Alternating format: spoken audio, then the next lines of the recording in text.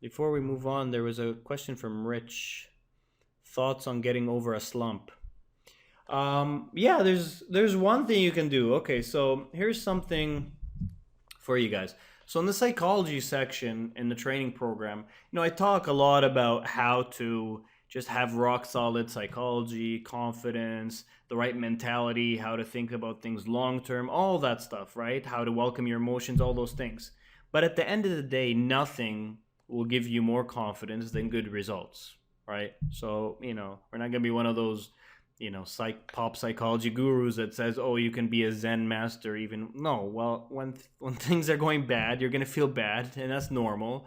And when you're doing well and trading well and seeing results, you're obviously going to feel more confident. It's like sports. Which athletes feel more confident? Well, it's obviously the ones that are not only following correct process but are also seeing good results.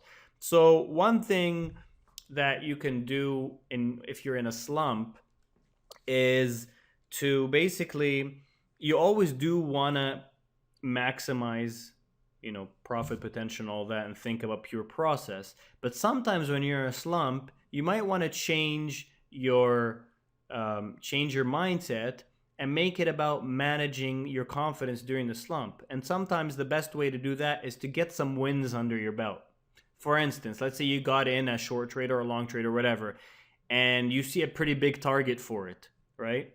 But it's giving you a few points of profit. It's not nearly at your target yet, but it's giving you a few points of profit, and it's just hanging there. Well, usually I would say, no, do the right thing, do correct process, and let it go to your profit target, and don't take. But if you're in a slump, it's nice sometimes to bag some winners to ring the cash register, okay, and to get your confidence back up. So, you know, instead of letting this whole thing potentially reverse and go back to break even, not give you a profit even though you called it right. If you're in a slump, it's okay. Manage your own psychology too. It's not always about maximizing your capital. There's something, Dini Shaw, which is she's a great trading psychologist. She talks about psychological capital. So sometimes it makes sense to manage your psychological capital, right? And it makes sense to bag a winner, book the profit and feel good about it, right? A couple of those little ones can give you confidence that, hey, I'm not just losing, losing, losing, losing. The key, though, is not to turn it into a habit where now you're always taking tiny winners just to feel good, right? And so that's something you can do that helps. I used to be against this kind of thinking, right?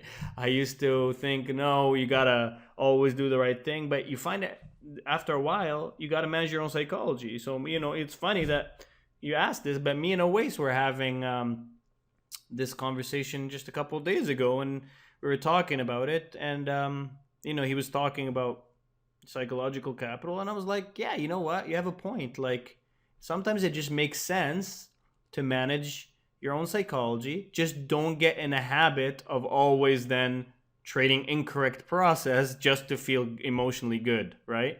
It's only the times when you need it.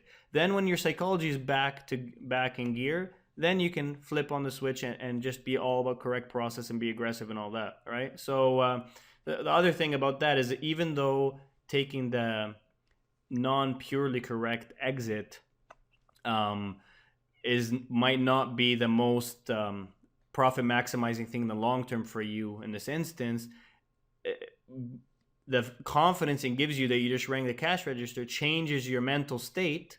And since you're a discretionary trader, and discretionary traders, it's all about our mental state, and even how we see the market changes because of our mental state, it can actually end up being the highest profit thing long term. Because if you hadn't done it, right, and it wasn't a winner, then you stay negative, then you don't see the next trade, and then you under optimize the next one, and so on, and it becomes bad, and you keep losing. So yeah, sometimes it might seem like it's not the best long term action for your account balance in terms of pure process, but when you factor in psychology, it'll help. So I hope that helps, Rich.